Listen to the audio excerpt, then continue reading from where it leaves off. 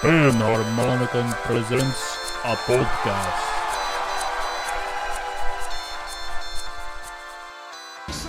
I know what you're thinking. Oh, no. You have no idea. Tony, get the man his Turbo Man. Got it. I gotta tell you, Santa, there's something here that doesn't seem quite, kosher. Kosher? Yeah. This coming from a guy who assaulted a toddler for a Super Bowl? I feel like I know all the questions, just not in the right order for some reason. I don't know if that's more impressive or just more confusing. I think it's much more confusing. It's just like a jumble in my head. I feel like if I just heard the start, I would be able to just continue from there. I would be shocked if you could recite all questions just not in order. That'd be crazy. Because that would tell me that it wasn't really the rhyming that got you, that it was literally just the questions. It was just the content of the questions. These questions are hitting. Yeah, I'll have to be sure to ask my wife these. It's kind of funny because that's the thing that that's the joke about women, right? Like this constant skits of if you woke up tomorrow and you found that I was a caterpillar, would you still love me? It's yeah, baby, yeah, of course I would. Do you want the first three to And see how many? Fucking 50 over here, okay, yeah. Asking 21. So verse 2, or I guess, yeah, because I think that's where most of the questions start. So it would be, if I fell off tomorrow, would you still love me? If I didn't smell so good, would you still hug me? If I got locked up and sentenced to a quarter century, would you be down? See, that's all you needed to support me mentally. There you go. If I went back to I went back to is it back to the hood? Hoopty. No, a hoopty. If I went back to a hoopty from a Benz, what would you do? Would you poof and disappear like some of my friends? Yep. Oh. Okay. If I was hit and I was hurt, would you be by my side? And then, if it was maybe time, I do the rhymes more than I do, because the next rhyme is, "Would you be down to ride?" Yep. But so you're trying to figure out the question that goes rhymes with the one part? Yeah. Actually, maybe I know the rhymes. Work it backwards. Dude, it's like when you have a sobriety test and the cop is telling you to recite the alphabet backwards. Oh no! I know ride. If I was sentenced to that's the other. That's the other. That's how we start. If you gave me the poker rap, I'd kill it. Oh, for sure. 'Cause it's 150 and more to see.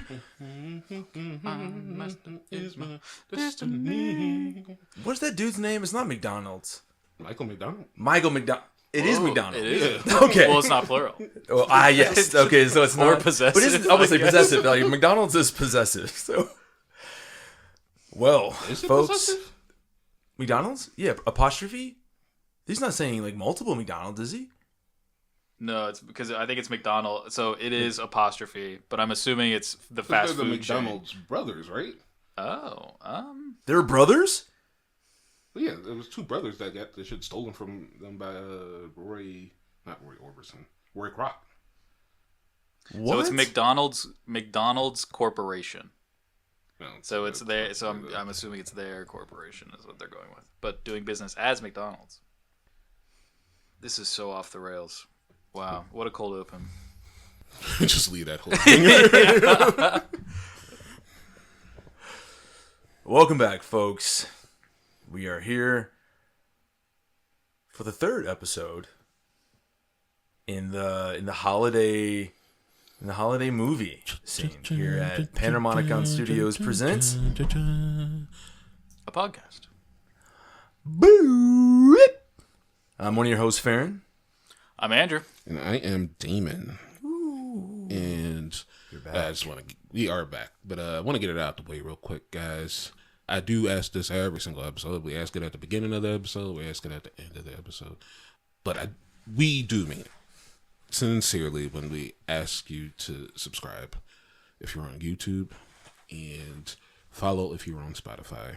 It means a lot to us because it lets us know that you are really vibing with the goofy, just off the cuff stuff that we provide. We just put it out into the ethos, and we just hope that there's someone out there to receive it. And you might be receiving it and being like, man, every Monday and Tuesday, these guys just be making me laugh. But it's kind of hard for us to know that if we can't see numbers to some degree. So we really would like you to subscribe if you can on YouTube. Follow us on Spotify. Follow us at our socials. We never ever talk about our socials, but we got socials. We got Twitter. I mean X, whatever you want to call it. We're on Blue Sky. We're on that other Blue app. We're on Instagram, and that's it. But subscribe. Hit that notification bell if you can for us, because you want to know when we're dropping the hot stuff. And as well, thumbs up if you enjoy our content. Thumbs down if you don't. 1 through 5 on Spotify, if you can do that for us. And wherever you are, just drop a comment letting us know that you are enjoying it. Letting us know what you would like to see us cover. We are coming up in the new year, and we are looking for stuff to cover. Our buddy Jason is giving us some great suggestions over on the Spotify side. Nice. And Jason month? Jason month. Is there enough suggestions? Jason month. But yeah, if you can do those things for us, it'd be greatly appreciated. Just to, give us a little bit of the Christmas cheer this Christmas season. And with that, I would like to ask you, gentlemen. Also, if I may, shout out to Avi. Shout out to Avi as well. Suggestions and tons of suggestions, tons of creative criticism and feedback. Friend month? And we invited him. Huh? Oh yeah, we did. But thank you guys that have been rocking with us, and thank you for the guys that have been commenting on just things that we do. It's been really meaningful, and we just love to continue sharing this little movie book club we have with you guys. How you gentlemen doing? It's kind of been a couple of weeks since we last conjoined as the trio known as Panharmonicon Studios. Yeah, I'm here. Yeah, that's. I feel it. The same. Yeah, yeah. Life is kind of like the. Well, actually, some of us have some really good news. Some of us have really big news. I get the the big news got shadowed by the little news. Yes, Maura and I are engaged. So thank you. We got her. Ladies and gentlemen, we freaking got her. Ladies and gentlemen, we got her. But no, I thought I was gonna get found out, but the surprise, it still happened. Yeah, it was good. Yeah. How you feeling? How was that moment? It was wild. It was because you asked, you're like, oh, were you nervous? I was like, of course. Like it was kind of a full circle of just like, oh, I was so nervous that I was just like, we just got to do it. But she was nervous too, so it was nice. Everyone was in the same page. So hey, what a way to start it out. But nervousness all around. Yeah, but it was good. It was a good time. It is good little picnic. Awesome to hear, actually. Thank you. What about you, homie? Glad to see a little bit of happiness in this Christmas season. Yeah, absolutely. I gotta go to the dentist again. Oh no. I got like the tooth that had chipped. Yeah. Like, worked on. Okay. I've now like destroyed another tooth. What? I was eating and I know this time what happened because I was a part of it. I would hope you were a part of it. The first one I wasn't. Eating a sausage sandwich, breakfast sandwich, and I was like, and then like I could literally feel like, and I was like, oh, sausage usually doesn't have crunchiness to it. Typically. But it turned out there was just like a super hard bit of gristle, and it somehow like magically just angled in a way with me chewing that it shattered half of one of my molars. Oh my god! What? Yeah, like I don't know if you can see it because it's so weird. You can't see it. You can see it from the side now. Yeah. Yeah. Okay, I see it. Yeah. Jeez. It's like almost like literally. It's so weird because it's still connected up at the root. And then like so if like I can't go up into it and feel my gum. I feel just like the bottom of like enamel. Yeah. And then it just like curves out and like at the bottom, I can still feel like there's still like the bottom of my teeth. Yeah, is he still like the nerve stuff going on? That's still covered up. Oh, okay. Well, I was thinking that it was like exposed nerves. No. So that was my. Ooh. Oh my goodness. But that's Like it's so weird. Like basically, the tooth would still have to be like pulled out. Oh. So that's the next step. Yeah. Is that that's why I'm gonna go to the doctor, and because I don't think you could get that filled. So it's gonna have to be. Yeah, I think it'd be yeah. a grills situation. Yeah, or, so like, they're a gonna have to golden probably pull tooth. that out and either like put an implant in there or something. I don't know. Yeah. But that has been. I mean, that was a thing. It wasn't like I was sitting there like, oh God. In fact, I was just like, damn, like that's crazy. I mean, just really unfortunate odds. It was. I was like, so I haven't eaten sausage sandwiches since. Yeah. Will you ever eat a sausage sandwich again? Do you think? I don't know. So I actually do get pretty nervous to like when I'm eating things now. Sure. Like I mean, feel the stuff around a lot more like in my mouth, just to feel it like if anything is like hard. Yeah. With every bite? Yeah. I mean, that makes So like sense. it's gotten a lot slower eating. Yeah. Which is, I probably should be slowing down eating anyway, but That slow though? like I mean it's not like I'm like taking like minutes upon minutes each time. It's just like obviously after the first bite, if I've determined that there's nothing like hard in there, I'll just continue to chew and then swallow and then go on to the next like bite. But it's I don't know. I'd like to have like maybe if I just had like metal teeth.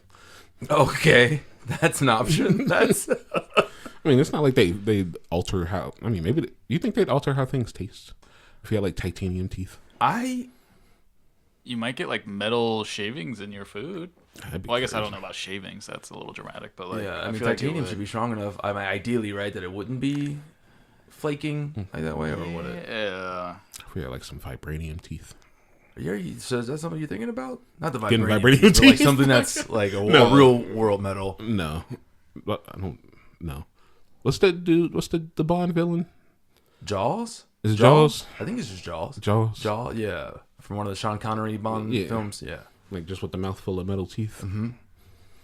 Yeah, I'm Maybe not he's thinking Roger about that. Moore. I'm not. I feel like Roger Moore only did like a couple of Bond movies before Connery took over. I'm not really sure on that. But wasn't it Connery, Roger Moore, and then back to Connery? I 'Cause I think thought there was like this little interlude where it wasn't Connery for a little bit, but then he came back. that's a good question. I don't know. I don't know much about Bond. Me We either. should do like a Bond. We could. a That'd be Bond great. movie. Yeah. Well, that's 4 movies. I guess we just have to like pick Pick the highest rated ones, Yeah. maybe, or like. or like maybe one 3 from and like then each one. of like. Oh, the highest rated one each from series. each, That would be good. Yeah. Good idea. Oh, we'd have to do 5 of those. 'Cause there's been, Are So we'd have to 5. choose a 5-month or a 5-week month. or it just bleeds into the next. Because it'd be true. Sean Connery, Roger Moore, I only let's know say Mr. Philip Seymour Craig. Hoffman, Pierce That's Brosnan. Whoa. not- Pierce Brosnan, not Philip Seymour Hoffman. Daniel Craig, and who's that one dude from the 80s? There's some dude in the 80s, like right before Pierce Brosnan. That's the one I don't know. Because I was about to bring that guy up, but then I realized I didn't know his name. Yeah, I don't know his name So either. it just kind of was like, yeah. Maybe he'll know it and I can just say Pierce Brosnan. Speaking of Bond movies, what about bad movies? Well, no, not bad movies, but movies explained badly. Poorly. Oh. You almost got there. That was good. Yeah, I did. That was Almost. good. You almost landed it. You're sitting that transition. I'm definitely actually, tripped. I'm kind of mad because it moved up because I updated it. That explains why I couldn't find it. Yeah. All right, so you guys know the drill if you've been here. If you haven't, I just kind of peruse the Explain Movies Plots Poorly subreddit off of reddit.com, and I find ones that I find interesting, just simply because not every once in a while, but like some people do try to make them sound like another movie. And those are the ones I enjoy the most. Some of the ones I've been giving them, I'm like, because like that Shawshank Redemption one we did, that was just kind of all over the place. Yeah. The one I have for you today, however, is along the lines of the ones I usually like. The movie you have more than likely very much seen before. Guys. Oh, no. I'm sorry. All right. Guys should have gotten out sooner. He meets a white girl from a high-status family. Oh, boy. She claims she's never been with someone like him before.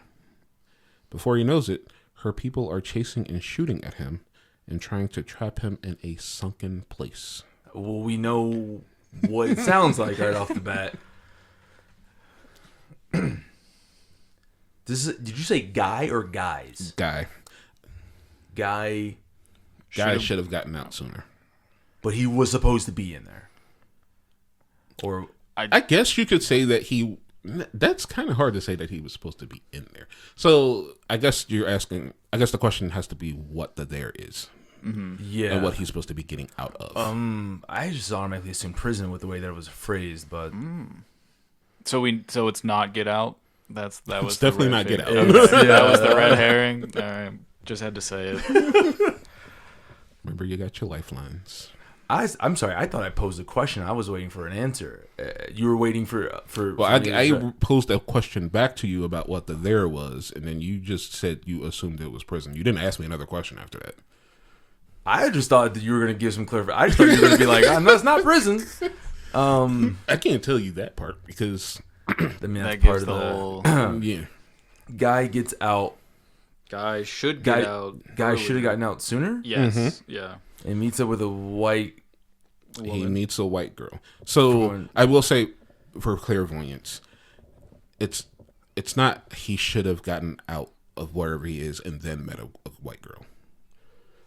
It's he met a white girl. Some stuff went sideways. He should have gotten out earlier. Once he was being chased with guns. Probably before he was being chased. Yes, with before for sure. Chased and shooting, which I guess that does happen in the movie, but like he doesn't get out of a place and then meet a white girl. Correct. The white girl was met, and then Things went sideways. era 90s, Little Mermaid. 90s, Is that not Little? 89. Whoa. That actually plays into one of our movies coming up. Okay. Hold on a second. Okay, so 90s. What did you assume there? I'll give you the year, 1997. Money Talks? No. Face Off. Wait, what? Well, It's not Face Off either. meets a rich with a white girl from. I just said he meets. I mean, I guess because I said she's from a high status family, you could assume she's rich. Yes. High status. High status. Okay. 1997. Oh, man. Okay. Genre? Romance / drama / I guess you might be able to say thriller to some degree. So it's not Runaway Bride. No. Good answer, but no. I don't even know if that came out in 1997. I think it may have been 99. I saw a post about the 99 having great movies that came out, and it was like The Matrix. I think Yeah, it Runaway was Bride was one of 1999. those. Okay. Oh boy, you got any? You got? It's definitely not Flubber, so I don't think I. One of these Are you days. just gonna do like Flubber every time? It's Flubber. One of these Yep, days, it's just gonna keep be Flubber. throwing it, man. Like I'm waiting for it's going to be like the most convoluted plot. Yeah. And then he is going to guess something else, and then finally be like, I don't get it. I'm gonna be like, it's Flubber. No, and then I leave the podcast. So Andrew's gone. Disappointed over the Flubber. I really. Oh boy. Just be a flub or What is this? What is this? It re-released in the late 2010s. It was good enough to re-release. release. Titanic. There you go. Wow. Shooting? That's why I was like, that part is kind of like. Did that happen? Did they have guns back then? In 1912? Bad joke. Oh man, that was a tickler. That was That wild. required quite a bit of lifelines there. There we go, Titanic. Yeah, that's... Yeah, romance. Yeah, and I guess thriller. It's kind of scary to watch people. Thriller, being all night, and you're on the Atlantic Ocean, and you're going in with the fear light. Same amount of lyrics as 20 questions, huh? It's kind of like the. If you've ever seen Hey like man, don't. the bad karaoke of Thriller, like that was kind of close to the lyrics. Yeah, for sure. It was kind of close to the lyrics of Like the bad karaoke version of Thriller. the bad karaoke. So it was close to the bad karaoke version of. But it's Michael closer Jackson's to the Thriller. good karaoke version of Thriller, if that helps. Oh, that does help. That does help. That does help. Now we are the feature presentation. Yes, we are with our- What is the transition? Well, there's also a Thriller. Shopping on Christmas. Oh, good. Okay. Oh. Yeah, do we like that one? And Yes. now, our feature presentation. I'm just glad this was that episode. For some reason, I thought we did this one already. And I was like, oh. I was like, I had the wrong notes pulled up. Where are we? Oh. Yes. Jingle All The Way. So yes, we are doing Jingle All The Way. Indeedly do. First movie with Arnold that we have Yeah. done on this pod. 30, This week 6? 37. Seven. Oh, 37. 7. 37 episodes in. We finally hit an Arnold. And of all the Arnold movies it is Jingle All The Way. Released in November of 1996. Movie had a budget of $60 million. And had a global box office of almost $130 million. So a little bit over twice its budget. I'm assuming most of that probably went to Arnold because it is 96 Arnold. And 20% critics versus a 41% audience rating. Okay. on Rotten Absolutely This is- slammed. This makes me feel a little bit better. Oh boy. Why do you say that? Somebody's not getting very Yeah, That's okay. We Spoiler alert. how I Zero live. Panharmonicons. So like I said, it released in November 1986. It had a lot of competition. That, you know what, I say it had a lot of competition. A lot of movies just happened to come out around that time. The First Wives Club came out during that time. Great movie. The Mighty Ducks came out during that time. Ransom came out during that time. Space Jam. Here's your chance. Do your dance at the Space Jam. All All right. And Romeo and Juliet. Whoa. Oh, the okay. Leonardo DiCaprio Claire Danes. Wow. As well as both Beavis and Butthead Do America and Okay, 101 Dalmatians. Ooh, bangers. And that is the Glenn Close live action Oh. 101 Dalmatians. So not a banger. Or is it a banger? I don't think I've seen this one. I don't think I've seen it. I think I've seen bits and pieces of it. Just a couple of Dalmatians. That was like their first just foray I saw into 10. the 10's enough. After 10, I'm That's done. all the Dalmatians you need. I didn't see the other 90. I gotta say, because you bringing up, not to go off on too much of a tangent, but John Leguizamo is like one of those like actors where it's like I don't see him in enough, but I love me some John Leguizamo in some movies, man. Just you mentioned Romeo and Juliet. Romeo I'm and pretty Juliet, sure he yeah. plays. I don't He's know if the, he's not Mercutio, is it? Yeah, I think he's he's He's on the Juliet's brother in it, Something right? like that, yeah. Yeah. I think that's Mercutio. I don't. You know, Yeah. what was the name of those books that you could get that had the Spark Notes? Spark Notes? No, wasn't there something before Spark Notes though? Because Spark Notes was the online version, right? That's No, I thought that was Cliff like Notes? the Was little... the Cliff Notes? Cliff Notes. Is that I what you're believe thinking was the about? actual like Okay. way back in the day when you Yeah. had the book and it had the stuff on the side of it. But yeah, He was Tybalt. Tybalt. Tybalt. That's the other name. Yes. I think Mercutio may have been played by the guy who played Tank. Not Tank. No, it was Tank. Tank and Who was the guy in the Matrix? Matrix? But in the second movie, he Well, got he like recast. flipped. Yeah. What the heck was up with that? I'm I sorry. have no idea because he Not didn't to look get off anything on close. He didn't look anything close to the Or this original. tangent. He was nothing like him. He was like, they were like, here's this like big dark chocolate man. We'll now put a medium size like milk chocolate man in his place. And Oh no, that was the original. oh yeah, it was flipped. Yeah, yeah, And they yeah. were like, He's and they a were milk like, chocolate man. they're like, no one will be able to tell the difference between Yeah, these. he had like dreads. I was like, oh wait, And that was did like he- no, he had dreads in both. That was the but not in the through first line. movie. But not, yeah. Amazing. And then there was a friend. I was like, "Who is this dude?" And then they Yeah. said his name. I was like, "That's not him." Right, right. Hey, Mikey, I think he likes it. Why would you? Anyways. All right, yep. Harold Perrineau? Mercutio. Yeah, that's him. That's him. Still weird. But he is, I do very much like him. He is in a TV show called From. If you have not watched From, I think it's technically on MGM. I don't have it, but I think at one point it was, MGM Plus, but at one point it was like the first season was free on Amazon, and I watched it, but it was a really good show. So why and he's the lead in that. Third, fourth, 10th tangent. Why does MGM Plus exist if Amazon Prime exists? Amazon owns MGM. Yeah, I think it. Yep. I'm tired of this. They got a little bit of money from me because I had signed up for free for the MGM Plus, so that we could watch Event Horizon. Oh, okay. And then I forgot to turn it off, and so they got $8. $80? Oh, $8. Oh, yeah. MGM God, Plus is like not brutal. Yeah, no. Yeah. They got you for a while. Mm-hmm. So, all right, back to Jingle All the Way, and before we get, I don't know, how you guys feel about this movie? Are you just trying to jump into the Panharmonicons? I'm not jumping right into the now? Panharmonicons. Okay. I mean, we had a spoiler on the Panharmonicons, and we kind of are obviously like going off on tangents here. But it's also been a while since we've been around each other, so we're just getting all that goofiness out of the way. First things first for me.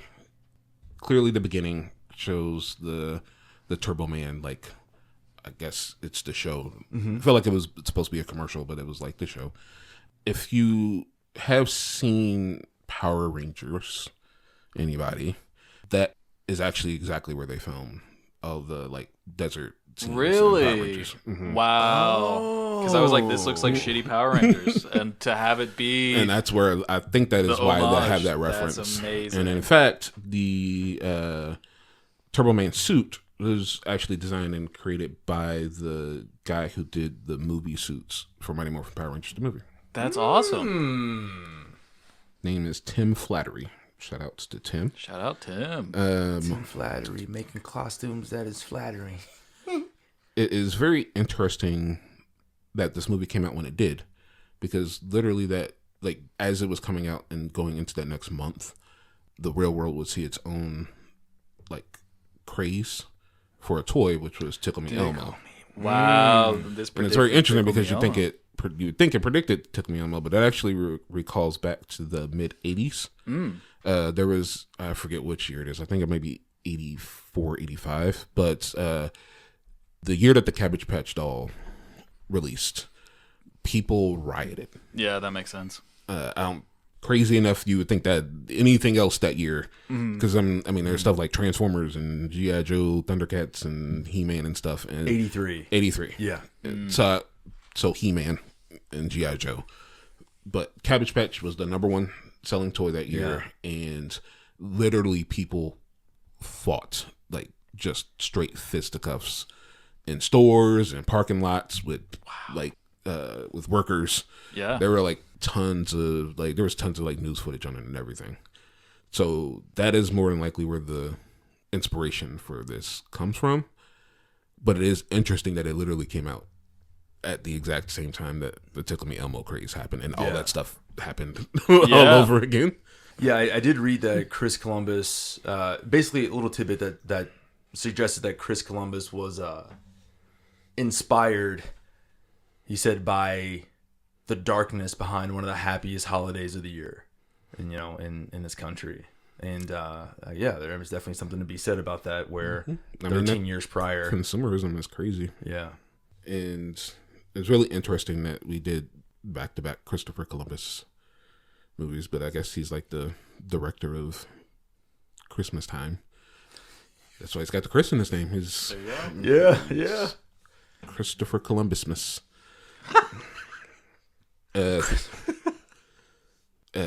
What else is in my notes here? Okay, and we talked about this earlier, just about the fact that it's so funny in non-action movies where we're just supposed to like take Arnold as this everyday man.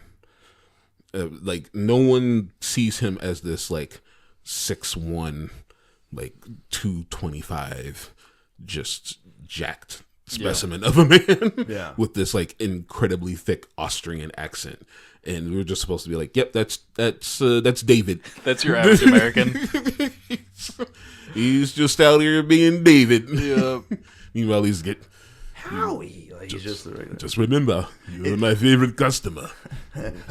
Yes, you. It is interesting because like I'm watching that and like I'm like, dude, what are these long sleeve shirts supposed to be hiding? And I don't know if it was intentionally he was dressed that way in order to hide his physique to make it try to seem like he was more of a realistic looking dad. But yeah, no, man. No, you can't go to like JCPenney or like Then Lazarus and be like, yeah, just give me an extra large like cashmere sweater. No one will be able to tell. I'm like, nah, dude, like your traps bursting straight through that shirt. Like he's just so, and it's like there's no amount of clothing that can hide a person that size. Like we see you every day. Like you are in layers, and I can still tell that you're big. Oh, can you? Yes. Like a poncho and like a shawl isn't gonna like hide wide shoulders and like thick arms. We're gonna look at you and be like, yeah, that's a big dude. And here he is like sitting here in this like this little behind this little desk. Yeah. Like just hulking over it. Like talking on the phone, looks like he could crush if he just got angry for a second. And we're like, yep. That man's going back to his all-American family. In Minnesota. Yeah, I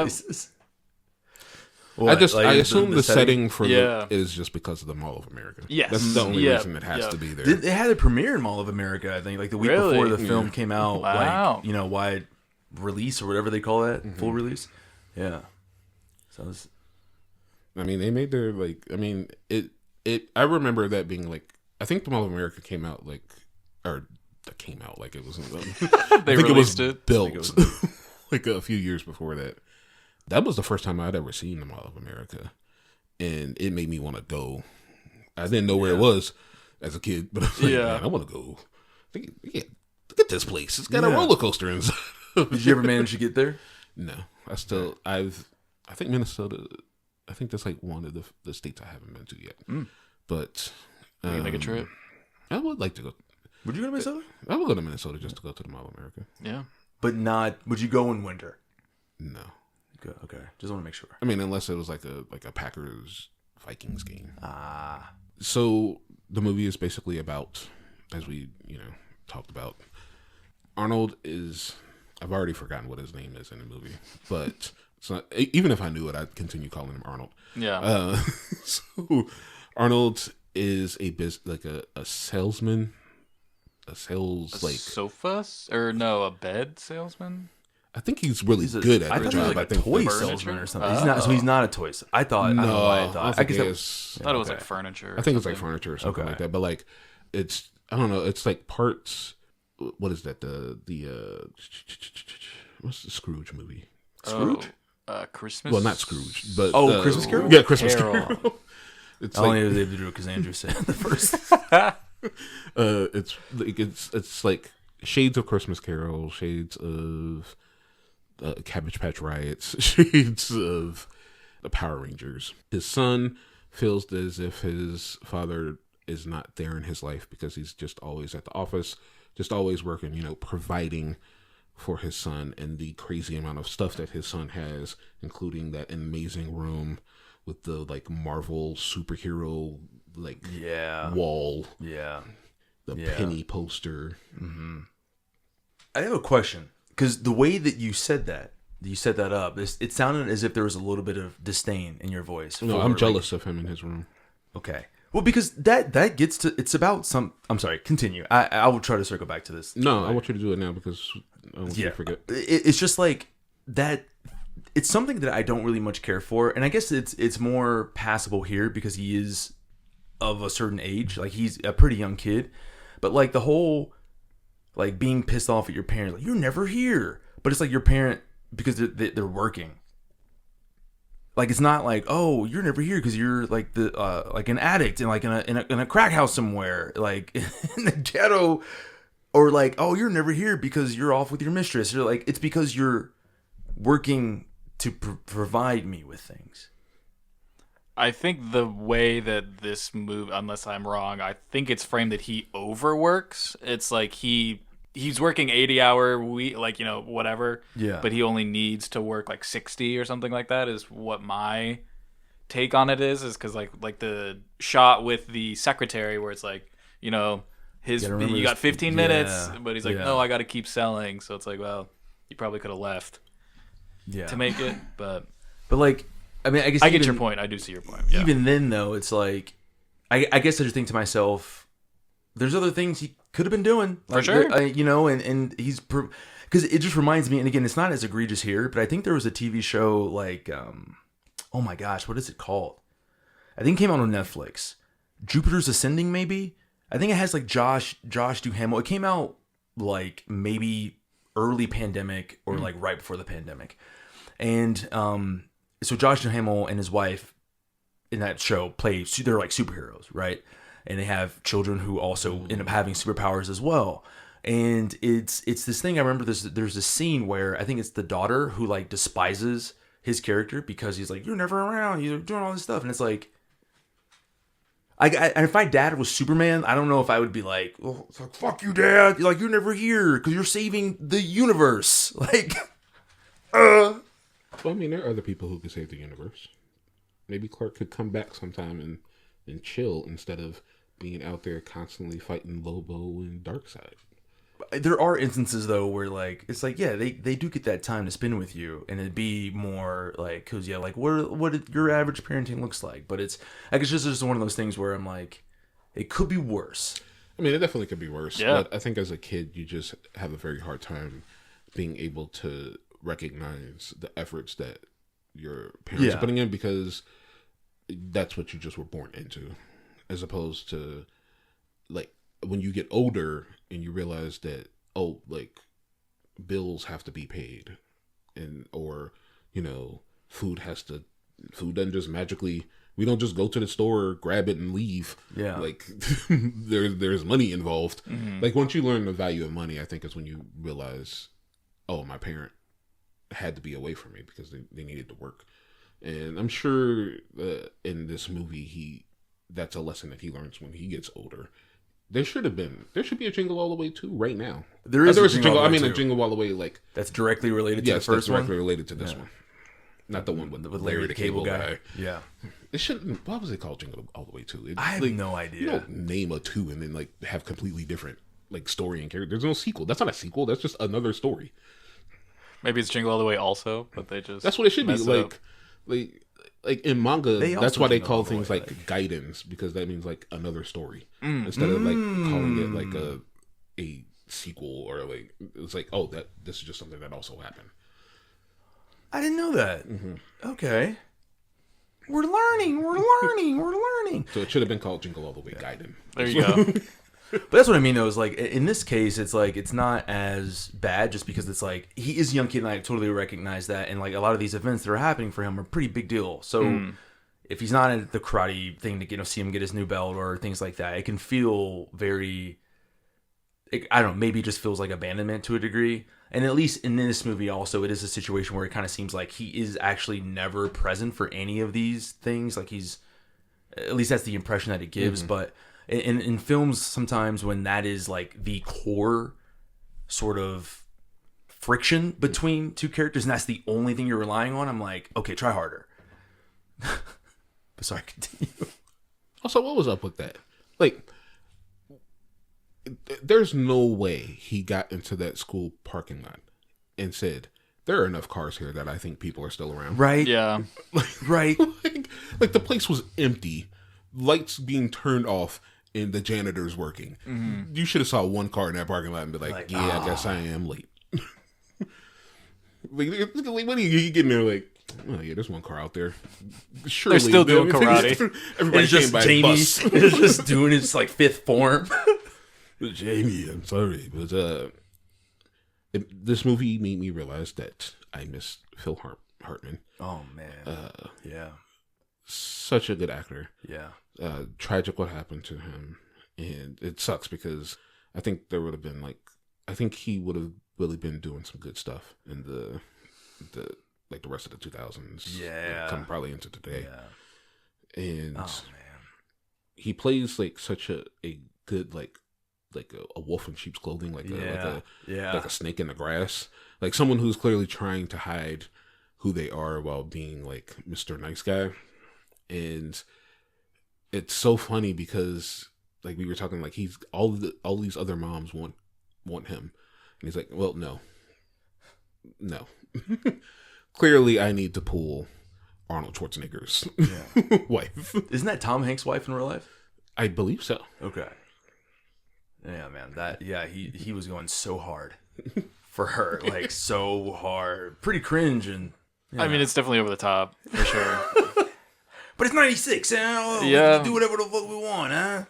It was like, I mean, I'm not saying it was okay at all, but like he played it pretty cool all the way up until like kind of the parade. Yeah, for sure. Yeah, and it was like at that point, like he turned it so much, like he went from like maybe 4 to like 11 in the span of like a minute. And it was like, well, dude, anybody would be like creeped out and done by this situation. Like this is the point where you're like, yeah, she wants it. She clearly wants it. Why else would we be in this situation? it is funny though how you get to see the like dichotomy of that though, whereas like to your point about being a wolf in sheep's clothing, like, there is that scene I think when he gets the reindeer and he's like trying to bring him in. And like when he's in front of, I think Arnold's character and in front of his wife, he's like super smiley, cheery, laughing and whatnot. And then the moment they're like no one's around, the way that he handles the reindeer just like completely shifts. Mm-hmm.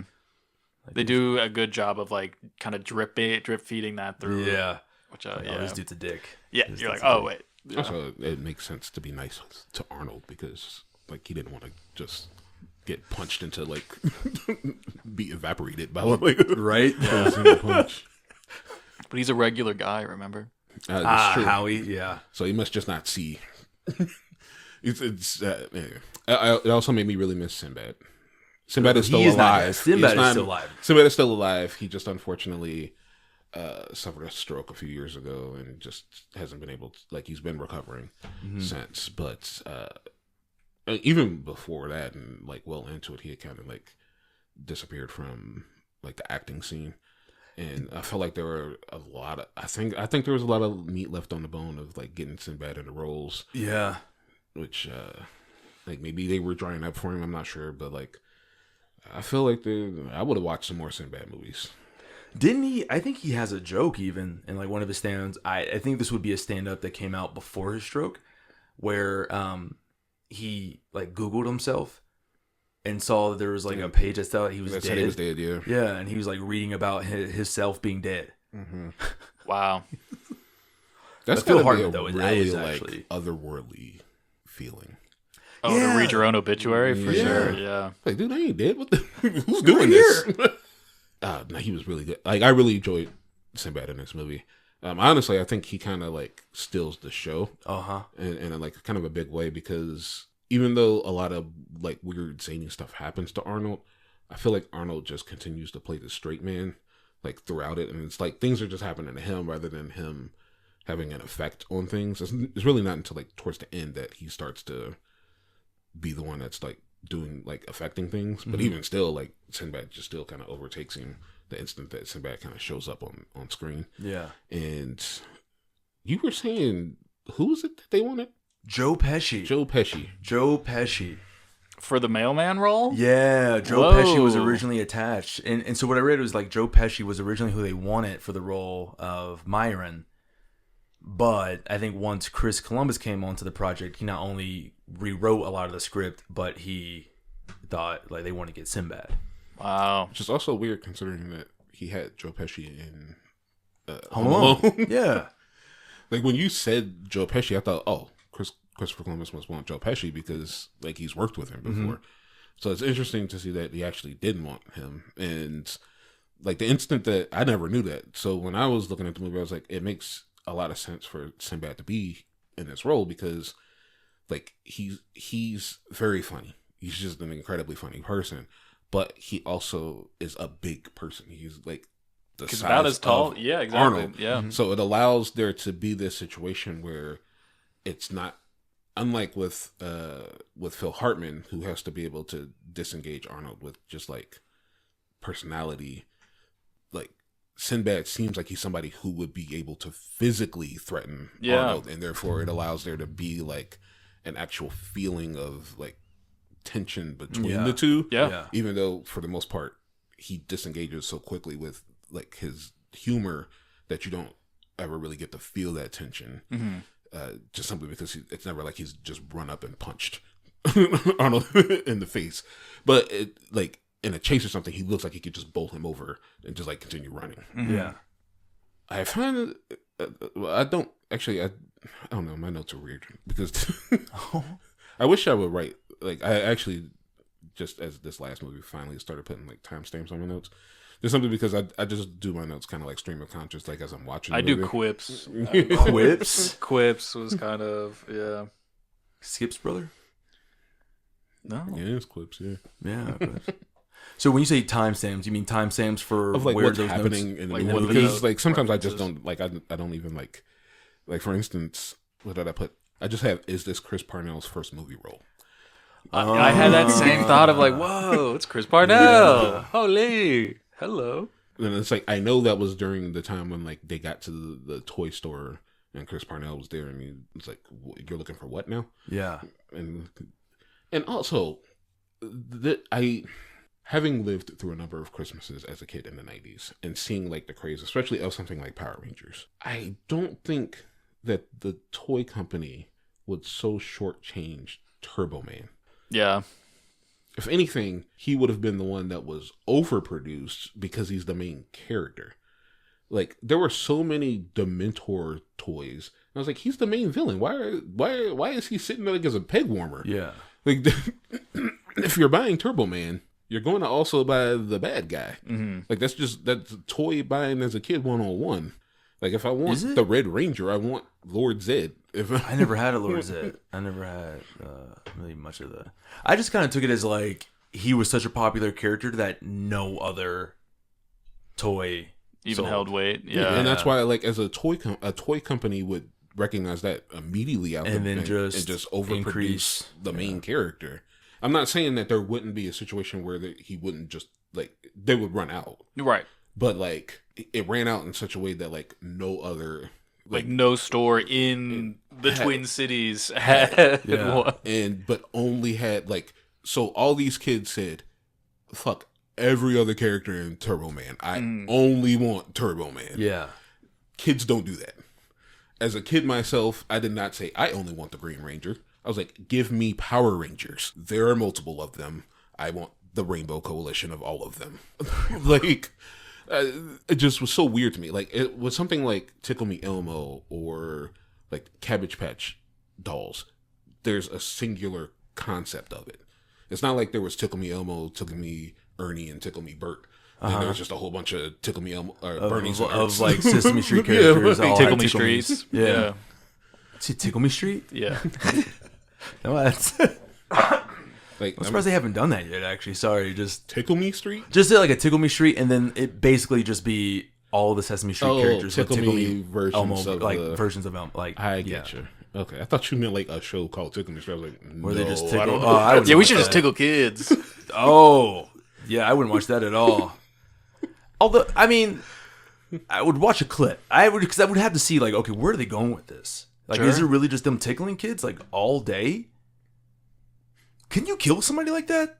Is it kind of like a Joker gas type thing? No, I think your nerves Joker eventually guys? just like stop Yeah. caring. You think so? You think you would think adapt that there's a- quickly? What?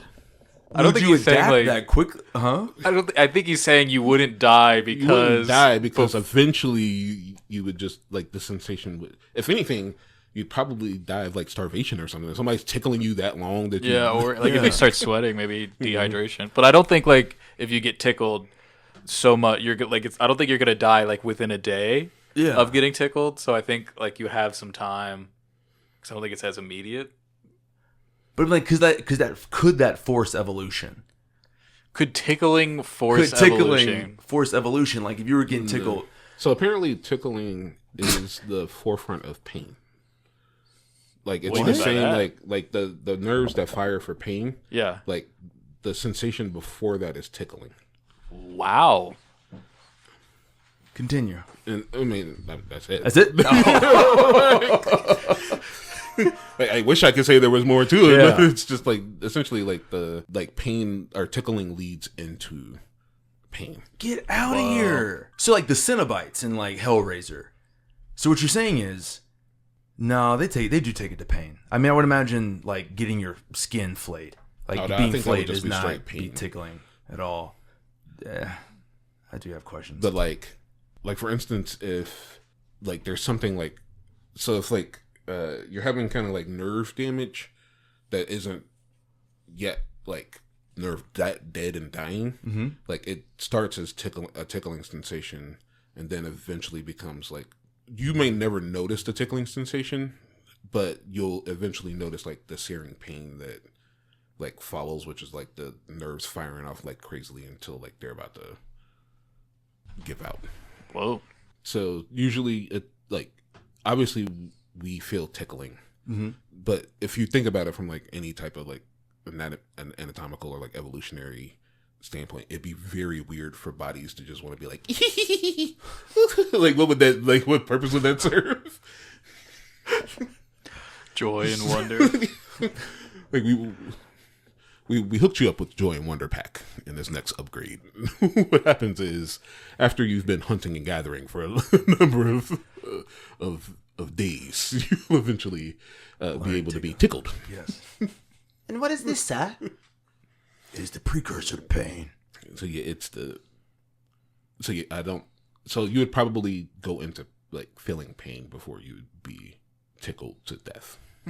Like eventually the nerves would start firing in a way that you're like, no, this hurts, rather than like still like, I don't think you could laugh to death.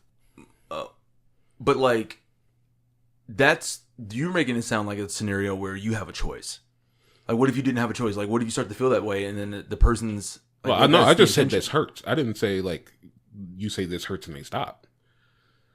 But what I'm like, I was making the assumption that when you asked, could you be tickled to death, were you asking if you would just giggle, and then you'd eventually just die? Oh, I wasn't at... Oh, I guess I did ask that. But I was also... I'm more concerned about... I don't know, I'm thinking about like, I don't know, how in some animes where there's just like what's the dude's name from One Punch Man? Goro? Mm-hmm. And like how it seems like he just keeps getting pushed to... Like Saiyans. Like you just keep getting pushed to the edge of death and it just forces you to like evolve in a way. I just said once they heal, but... You'd probably just die. Are you asking, like, would you overcome, like, tickling? If somebody, like, brought you to the edge of death via tickling and then, like, stopped tickling you? Yeah. No, I don't think you get Zenkai boost from tickling. Okay. I think I'm asking for a friend. I think you just get tickled until you don't want to be tickled anymore. So anyway... Big Show's in this movie. Yeah.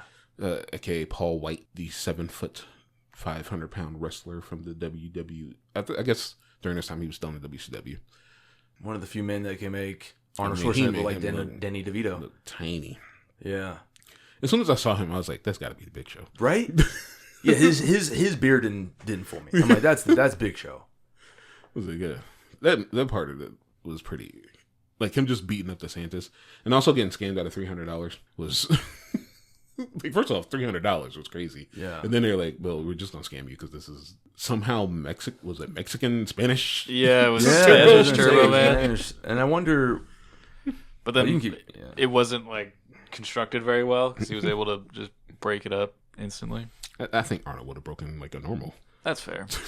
That makes sense. very easily. But was that supposed to be like the Santa crackdown? It was definitely, they were Like- definitely up to some stuff. Yeah. Okay. $300 in 1996 is the equivalent of $611 to $620 today. Could you imagine a toy coming out? And not like those like Roboson like Transformers, but just like a normal toy that I'm assuming, I mean, because that Turbo Man is a gigantic toy, but like even still, 1996, it couldn't have been much more than like $40. Yeah. So like the upcharge was crazy. But like, could you imagine being like, I'll pay $600 for a random like toy that you see at Target? With terrible points of articulation, like I mean, that was the standard back in the day. just all one right? that could move 5 at the points shoulder of articulation or... was the standard in 1990s. Gosh. I love that that's your issue with it. I mean, I'm sorry. Even as a kid, I'm like, I could tell the difference between a toy that just had like 5 points of articulation versus those like Spider-Man toys where it'd be like you can do superposable things. Yeah, Yeah, dude. like you got hand or like fingers. Yeah. You can turn the fingers and do the spider. Man, I mean, that was the late 90s though. This was 96. This was prime, like 5 points of articulation. yeah. We weren't at butterfly joints and individual like finger joints yet. We were. This was Toy Biz days. This was like Hasbro Star Wars Force Unleashed days, or not Power of the Force days. This was like Kenner Batman toy days. Yeah. And okay, so I got a note in here. And this is a weird note. Oh. I must have been tripped. I don't know what I was thinking when I wrote this note. So I said this movie is kinda, and hear me out, a real life presentation of Goof Troop. Did you put the "hear me out" in the note? I wrote and hear me out. I was really thinking about It was this. a for some reason. thorough note. Arnold is Pete and Ted is Goofy. Jamie is Max, even though he should be PJ. And Ted's kid is PJ, even though he should be Max. What? And I think the reason I even wrote this was because of his wife, who's more like Pete's wife. And that was before getting to the end when Phil Hartman like kind of flips the script and becomes like super creepy. Mm-hmm. When he was kind of just being like neighborly. Could he be just neighborly, or could it be like anything else? Like, because in I don't know if you remember in Goof Troop, but Pete's wife was in love with Goofy. I didn't know. No. If you look at it today, you'd be like, she's clearly in love with Goofy. It's very weird that she's still in this like seemingly loveless relationship with Pete. And that's not me just looking at it from like an adult looking at a kid show thing. You can literally see it within like episodes where she just like screams at Pete because he did something to Goofy, and then just like lovey-dovey hugs and like walks away with Goofy. Whoa.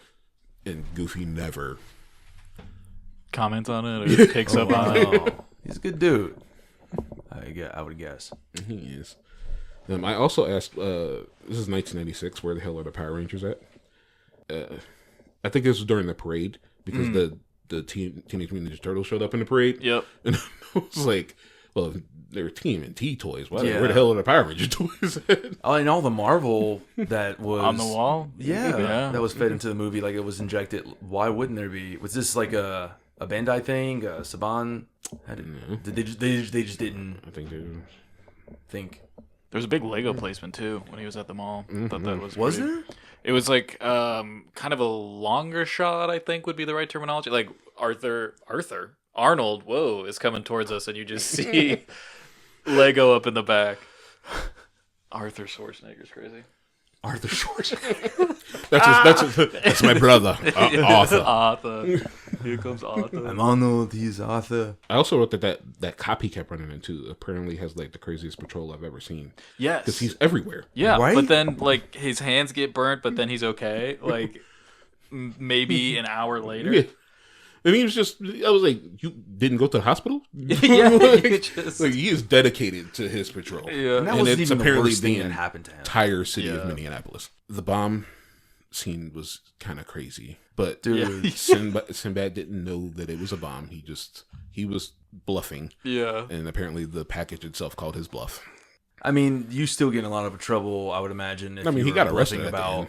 Well, I'm just saying, like, the whole idea, because you were like, well, he didn't know. Like, in his defense, like, but I'm like, at the end of the day, I think even if you knew it wasn't a bomb and knew for sure, like, you packaged it yourself and then tried to pretend like you had one to just get your way or get out of something, you're still getting in a lot of trouble, right? Like, that's not something you do, especially in front of a gaggle of cops. And then just get to walk away from. Yeah. After it blows up. I had a question for you. So because you had pre-prepped my brain with a lot of this stuff, it would be national news. So could you go through what the things you were like, it would be like all of the, because I think I picked up on most of them. Like I think it's pretty obvious. Dude, because it wasn't the first time he did that, right? He did that twice with the bomb. I'm pretty sure Myron, there were two situations. It was the second time with the cops in which it actually, because he did it right when he got into the radio station. Yes. Oh, yeah. And pretended like it was a bomb. And then, for one, that that would be, come on, Yeah. right? Like, if some dude just walked in on anything, like, it doesn't even have to be, like, you would hear about that almost immediately today. I mean, you would have heard about it because wasn't he on the radio when that happened? Oh, yeah, it was thought on so. the radio. Yeah, so Yeah. you would have heard it. Like, Yeah. you would have heard it happening on, like, unraveling real time.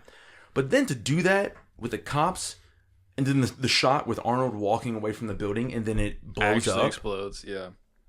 Rap, dude. I mean, at that point, you just run. And then, yeah, there is no... Well, because at the end of the movie, and then Jamie's like, oh, well, it's Christmas. Like, can't you just... And it seems like there's this consideration of just being like, did we just pardon this guy right here and there? Well, I mean, ultimately, he didn't kill anybody. Let me. I love the way that you were like, not this sentence. He didn't kill anybody. Did he hurt people? Yes. Yeah. Did he kill anybody? No. Was he trying to get something? Like, basically, he kind of is like the other side of Arnold, right? Like, Arnold doesn't see that all the work that he does is hurting his relationship with Jamie. And here he has this person who recognizes that he's hurt his relationship with his son because of, I mean, we assume it's work, but really it's just because he's crazy. But it's like him seeing a ghost of his future self through Myron. And he really doesn't get that idea until the very end when Myron like really reveals much more of like why he's been doing all of this. Yeah.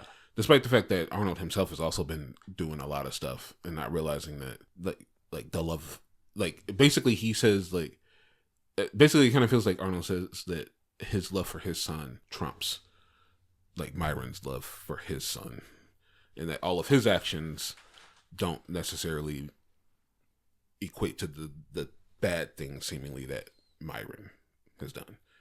Because we look at like you're supposed to kind of look at Myron as like an antagonist, but in reality, he's just doing everything that Arnold is doing, even down to like them both being in the parade part as like Turbo Man characters. Yeah. But it's definitely like a darker, shady. Man, that felt not nice. Shadowy like of Arnold, because it's like, not only is there the situation, and again, yes, okay, he didn't know there was a bomb in there, but to even just walk through the process of being like, I'm going to use this as like my trump card to get out of this situation with like 10 cops surrounding him. Wild. Also, you kind of kidnapped a kid. You kind of took Jamie. He did take a kid, but your hand right now? He wouldn't have had to take the kid if they just had the Turbo Man. Okay. So it's the toy maker's fault. It is the toy maker's fault. But honest to goodness, if you think about it, he was just following Arnold. Because Arnold kidnapped. Arnold didn't kidnap a kid. Okay. But I don't know quite why he took Jamie and what he thought that was going to do for him. But Jamie had the toy at that time, right? Did he have the toy at the time, or was that right before? Oh no! He would have had the toy at the time. Yeah, he would. So really, he was just trying to take the toy. Mm-hmm. Yeah. Jamie just happened to be attached to it. Duh, Farron. Like, I'm sure, like, if he had gotten out far enough, he'd have just left Jamie, taken the toy, and gotten away. I'm not saying what anything that Sinbad did was right. What I am saying, what are you saying, is that both of them should have gone to jail. Mm. Let's not also forget that, granted, they were not doing legal things. Arnold did beat up like 30 Santas. Oh, yeah.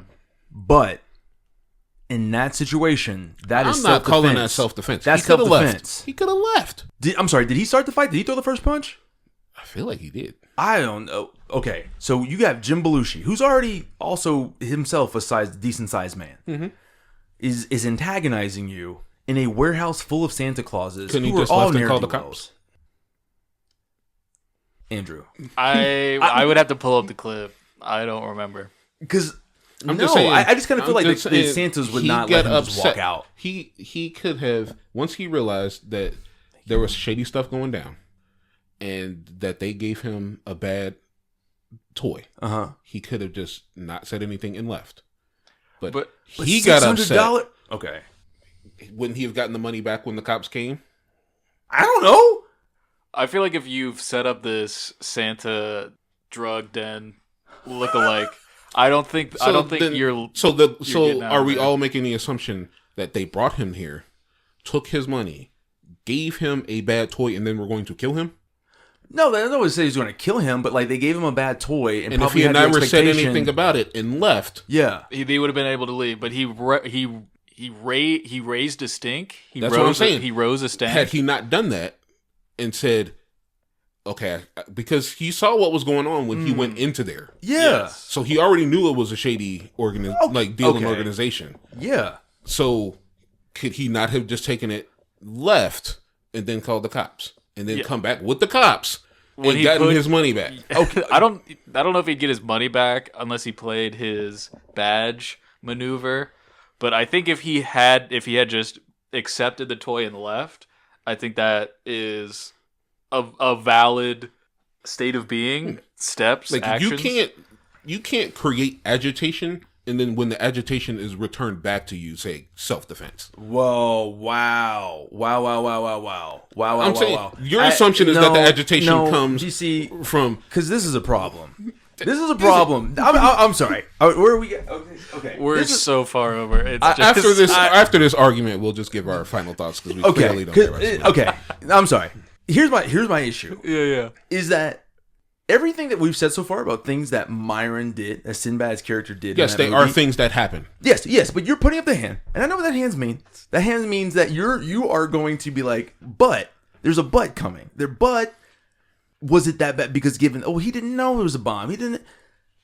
But then, to me, I just find it interesting that like that's your response to Myron having a bomb and potentially trying to use a bomb, even though he didn't know it was in that exact situation that it was a bomb. It's like, but I'll sweep that under the bridge, and then be like, oh, well, he could have just bought this toy and then walked away, and then be like him basically expressing dissatisfaction over this like bootleg version of a toy that he really wanted to get for his son after having just spent $600 in 2025 money. You mean to tell me you're going to get that and you're just going to walk away? Your first thought is going to be like, oh, well, I guess I could go to the cops and get my money back. Like, you're not going to raise the stink? You asked me. Well, you didn't even ask me. You presented this as self-defense. Well, because you were trying to make it seem like because he kind of just had it coming. Like, I'm like, well, it's not like he just went in there and then just started he just punched Jim Belushi and then punched. Like, it seemed to me like he had to kind of fight his way out. And that's why we got to where we are right now. Yeah, but okay, I never once said Myron was an angel. I said that he would have to go to jail. yeah. You just said that Arnold don't have to go to jail because he beat up a whole bunch of people like Jackie Chan and claimed self-defense. Well, I'm just saying, but you're putting Because he my was thing is beating up you're people. I don't want putting any it on trouble. the same. I don't want any trouble. And he I gets think on for to that. That's a good. You got some Jackie Chan infused with some Arnold there. I like that. And I don't think I've ever had that flavor. I'm just saying, in his situation, if lawyers were present, he would end up going to jail, and they would not be able to call self-defense because of exactly what I said. Okay. Well, no. I think in Arnold's case, it would be if he had a bad lawyer. Yes, he probably would maybe go to jail for that. But I think if he gets a good enough lawyer, I think he's getting off. However, I don't think there's a lawyer good enough to get Sinbad off, especially I once never equated that. He was always going to go to jail. The instant that he came into the radio station claiming he had a bomb, that he was going to go to jail. There was no I guess I still don't know if he got off, but from that moment, all the actions that proceed after it don't matter because that was the inciting point of when he was destined to get arrested and go to jail. But when I said they both, and then you made it seem like one of them shouldn't. And I said, well, I mean, he beat up 30 Santas. And you're like, well, that was self-defense. Let's start from the fact that he never should have been there in the first place because that would have been him accepting stolen goods. And then you'd be like, but he didn't know they were stolen. But then he literally went to a place. Do we know that they are stolen? Did they say that they were stolen? Or were they just manufacturing? You know what? Maybe we just got to continue this in the next episode. It just kind of carries over. Just saying. So, okay, very last thought this was one of the first times that I feel like I've seen a post-credit scene. I never even knew this movie had a post-credit scene. Yeah. And I owned it on VHS. Did you not watch the post-credit scene? I don't think so. Oh, that's I I think that also speaks to your Panharmonicon. Yeah, I was kind of done with the movie. That's fair. The credits started rolling. He was like, done. Thank God. Probably just exit out of the whole browser. He's like, I'm done. I don't want to see none of it. I don't Turn the want to TV like off. worry about this anymore. I'm done with the day.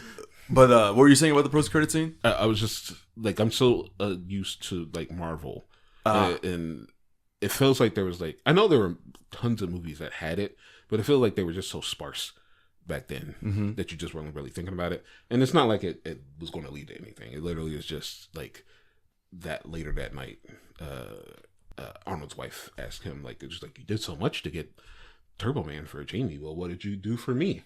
And it turns out he didn't realize he didn't do anything. Brutal. In reality, he's in a very loveless relationship and does not even care for his family. No. Yeah. That's why he works so much, because he doesn't want to be in that house. That's yeah. And then like Disney or 20th Century just decided to show you like the most jubilant aspect that they could to make it. Yeah. So I guess it is time for the foregone conclusion, but the time that everyone waits for, one of our favorite segments. How many Panharmonicons does it get? How many Panharmonicons does it get? How many Panharmonicons does this get? How many Panharmonicons does this get? And I'm interested, so Andrew, spit. Do we give 0? What is our scale? Is it 0 to 5? I'm not gonna give it a 0, but what's our bottom? I mean, it would be 0. Yeah, I guess zero, if yeah. you hated something Okay. enough, you could give it negatives. Oh. But I guess it would only go up to -5. So like saying that it Okay, owes you a so it's- Panharmonicon. Wow. Oh, interesting. With that knowledge, I think I'm gonna give it a 1.5. It was just such a 90s like kid movie. I feel like, because it was just like, why is this happening? Because the biggest thing, I would know that was my dad. Like, that's like We were talking about that too. that's- There's no way you can't tell that. yes, that man. either tell, or once you're within a foot of him, be like, oh, I smell my dad. Like, Yeah. this man is my dad. Like, it was Also, there's just not that many people that sound like my dad. Yeah, well, yes. Jamie, come here. Jamie, here's a toy. I love you. I choose you. Crazy, he knows my name. Yeah, It's like, because that's your dad. Even she's sitting there like, what? Howie? Yeah. Like, okay, what? I don't know what mystical genjutsu he has you all under, and Yeah. you just Right. can't tell that 1, he's a gigantic man, and 2, he sounds like this. Yeah. Which is wild because then she looks at him in that suit and she's like, Howie. And I'm Yeah. like, I'm sorry. Yeah. It's the suit that does it? It's Arnold Schwarzenegger, my guy. My lady? I'm sorry. My lady? God, give me gender neutral. Shouldn't that be what you're saying like every night Yes. before he goes to bed? It took you him being in a muscle suit, which probably wasn't even as muscular as Arnold Schwarzenegger actually is in real life, for you to be like, Howie? Yeah. My husband's built like that? Like, yeah, dude, it's Arnold. And Not I- Arthur. Yeah, I think we... Brutal. I think we kind of touched on this, but I don't think Arnold should have gotten a win at the end of this movie. Like, I know, like, that's, like, it's a kid's movie, so it Yeah. has to have, like, this bow, but it's... Just spend more time with your kid. I think that's really that, all it yeah, is. yeah. Like, just go home. Like, just hate your job, I guess. I don't know. Just... That's a good point. I think the thing that I dislike is that he does learn that lesson, but I don't like. I hate the fact that he really does not learn it until the very end. Yeah. And it has to be Sinbad basically like yelling about like how he just does not have a good relationship with his son before he's like, I really should do something about Jamie. And you're like, oh, that's this is when it, you finally learned the lesson. What was Yeah. the whole what were you learning up until that point? Nothing. Like just nothing going through that skull of yours. Oh my nuts! I literally okay. So 2 Panharmonicons. Okay. It would probably have less if Sinbad and Phil Hartman were not in this movie. It would be a 0 if those 2 were not in this movie. Okay. Arnold does not carry any note whatsoever for me in this movie, just simply because it's so outside the range of in my opinion, he does not act well in this movie, and that's saying something because you're like, oh, it's Arnold Schwarzenegger, Yeah. but like he can act well Yeah. in movies. Like I feel like he's pretty decent in things like Twins, Kindergarten Cop, in, of course, in movies like what's Total Recall. Like he's good. He can act very like well. In this movie, it just feels like everything is happening around him instead of him interacting with the world so much, and it's like he's just constantly getting yanked and pushed into like a new scenario after new scenario after new scenario, and he doesn't really react to it very well. It feels kind of wooden and stilted, and as such, I feel like if it was just him throughout the entire movie and those other two were not involved and didn't really lend a lot of like gravitas to like the goofiness of the situation, I'd be like, get this movie out of here. But that being said, you are 100% correct. It is such a 90s, just like by the books, like piece by piecemeal movie. I wrote myself like, I could tell when I was getting kind of done with this movie because I said this shit gets so cartoony for no reason. Things can make sense and can be rationalized all the way up until the parade.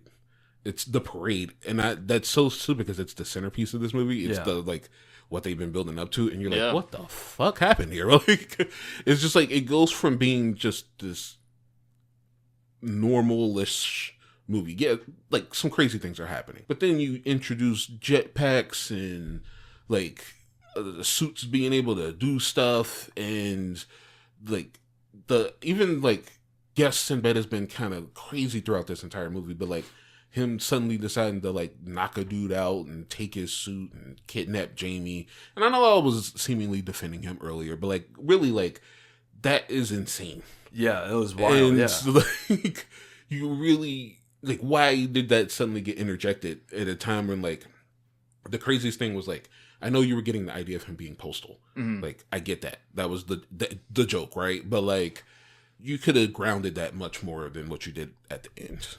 I also wrote there's no fucking way, like no fucking way they can't tell that's Howard. It's too damn unique. And I also wrote that I'm glad that Jake got a couple more years to really work out the being a kid thing in time for episode 1, in which he ended up doing the exact same acting. But my second note was the best pod racer in the galaxy, because I was like, whoa. And so 2 Panharmonicons for me. Yeah, I would give it 2 Panharmonicons as well. Okay, I feel like less like a hater. I thought you guys were gonna be like, I love this movie, 4s and 5s. Absolutely not. Thank God. Don't get me wrong, I love me some Arnold Schwarzenegger. Like that dude was like my hero growing up, and this movie is definitely a 2. And I totally agree with you, man. Like Phil Hartman, Sinbad, like without them, there are, R.I.P. Phil Hartman. Yes, sir. Okay, so just one last thing before I go into our finale. I just forgot to say that Gale Force, the male newscaster, he was Jackie Childs in Seinfeld. So, who in Seinfeld? Jackie Childs, the lawyer. I don't remember that. Gale Force is also such an amazing name for a weatherman. Oh no, I know what you're talking about. No, I got it. Yep. So, with all that being said, and we'd like to know how many Panharmonicons out of 5 you guys would give Jingle All The Way. Apologize if you felt it was an instant classic, but if you rewatch it with us, you might feel a little bit differently. It does not hold up. It just doesn't hold up, unfortunately. I probably would have given this like a 4 out of 5 as a kid back in 1986. Wow. But today, no. Yeah, 30 years later, nope. Sorry, you get some points dropped. Again, we really appreciate feedback from you guys, whether that be subscribing on YouTube, following us on Spotify, following us on our socials, Panharmonicon Studios, everything. And comment, like if you like this with a thumbs up or a 5 on Spotify. Thumbs down if you were like, I love Jingle All The Way. You guys fucked up on this one. Favorite Arnold movie. But let us know if we did, and also let us know what your favorite Arnold movie is, and if you'd like us to cover it. Want to just thank you guys for listening and rocking with us and joining us on our little movie club session today. This has been Damon. This is Andrew. And this is Farron. And we'd like to thank you for kicking it with us over here at Panharmonicon Studios Presents a podcast. Thank you guys for listening. Catch you in the next one. You ever heard of a guy named Scott Sherman? Yeah, CEO of Sherman Industries. Well, he was my old neighbor. And his dad got him a Johnny 7 homemade gun. You know what happened? He became a billionaire. And me? Well, I'm just a loser with no future. Here's to you, Dad.